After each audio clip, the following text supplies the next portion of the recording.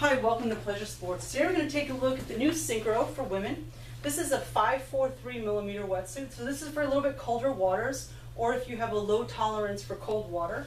This is comprised of 5 millimeter neoprene in the core, and then a blend of 3 and 4 millimeter neoprene throughout the suit in areas that you're going to move around more in.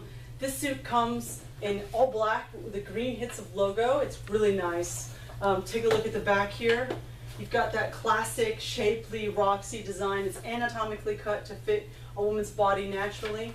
The front of the wetsuit, we can take a look at the glide skin material. This is wind resistant, water repellent, again trying to keep the core warm.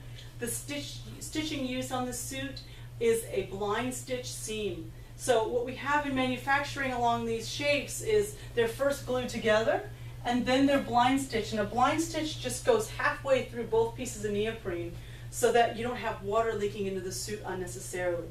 On the collar here, it's roll neck, which is great, higher end feature in a great suit. This helps you prevent rashing as well as feeling choking, and it also prevents flushing of water into the suit. You want the suit to fit you nicely so you don't have too much water in there, so your body doesn't have to work too hard to keep it warm.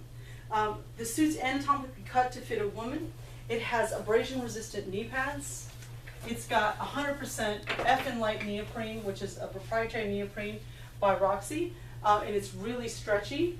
On the inside, on the outside we have an adjustable collar, and on the inside we have a thermal lining, which is really great.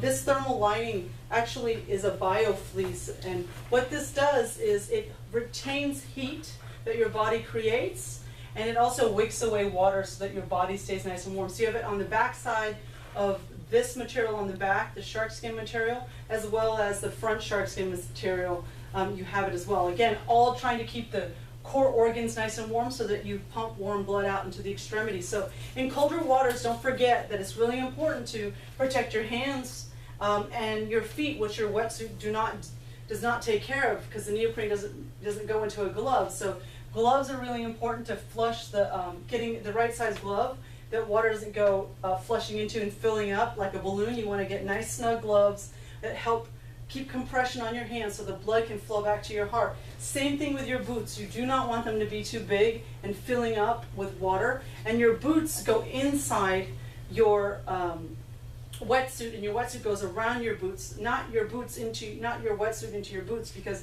then you're just going to have water in your suit filling up your boots. So put your boots on after you put your wetsuit, and put your boots, you lift your bottom wetsuit up and you put your boots on underneath and you put these over it. That way water can flush around them without filling them up with water, okay?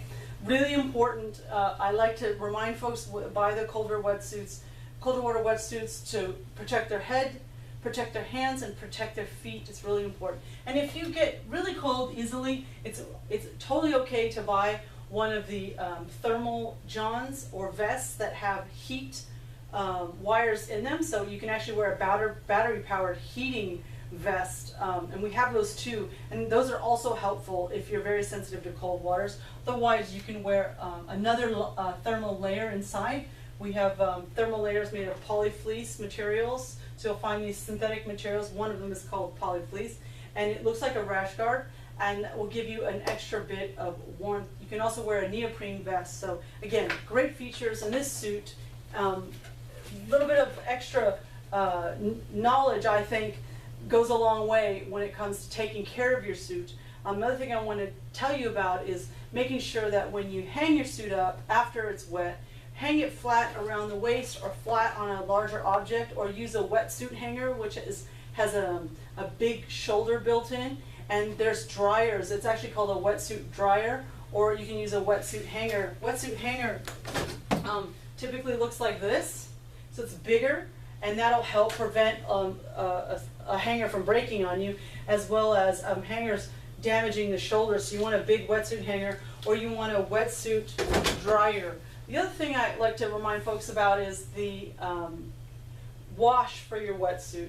It's really important to take care of your wetsuit. Make sure it's conditioned and washed. Don't ever put it in the washing machine or the dryer. You don't want your neoprene to delaminate, meaning the outside material to come off the rubber. So a lot of sun exposure when you're drying it is not great for it. So keep it in the shade is great.